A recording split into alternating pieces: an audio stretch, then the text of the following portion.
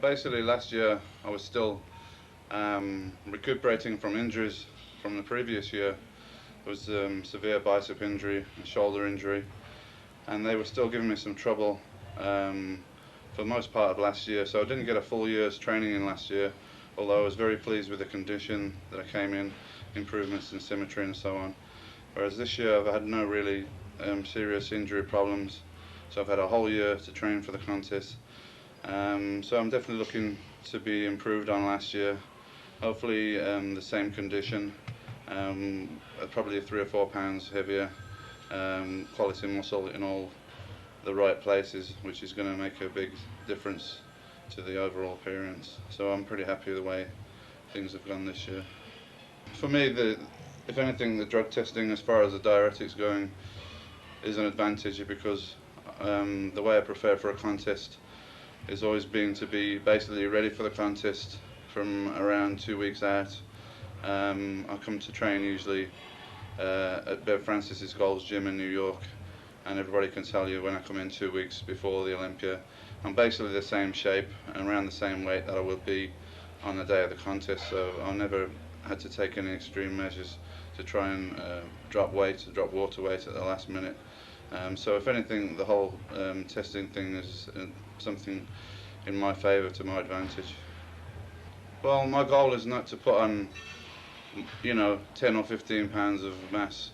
I think that's not a realistic goal now. The days of doing that are gone by. Now I'm just hoping to make small improvements, perhaps a little bit heavier, a little bit improved in one area or another area, better condition, so on. I think it's a mistake at this point to try and put on 10 or 15 pounds. I think that's going to, if you try and put on 10 or 15 pounds at this stage, it's not going to be quality muscle, and that's not going to enhance your appearance. Whereas if 2 or 3 pounds of quality muscle in all the right places is going to make a dramatic difference. So everybody's chasing the numbers game, trying to get bigger and trying to get heavier, because they think that's why Dorian Yates wins. And I've always said that's just, size and body weight and so on is just one of the factors. It's a complete package that wins the show. So you've got to have size, yes, that's very important, but you also got to have condition, you've got to have proportion throughout the different muscle groups and so on. So people should be thinking about that rather than solely just coming in bigger.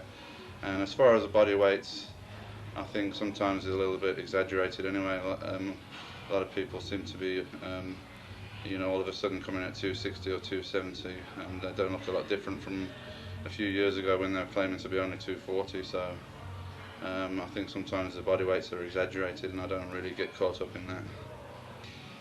Yeah, I'd like to thank all the fans for their support throughout the years. I get a tremendous amount of mail, and what's satisfying to me is that people write to me and they've read about me in muscle fitness and flex and things like that, and how I've built myself up and how I've become a champion, and it's inspired them to to improve their lives, not necessarily for them to be a champion, but for them to improve their lives and their outlook and so on. And I appreciate that, and I appreciate all the support of the fans, and hopefully you're not going to be disappointed. Every year I try to beat the Dorian Yates of last year. That's my goal, and hopefully this year's model of Dorian Yates will be even better than last year.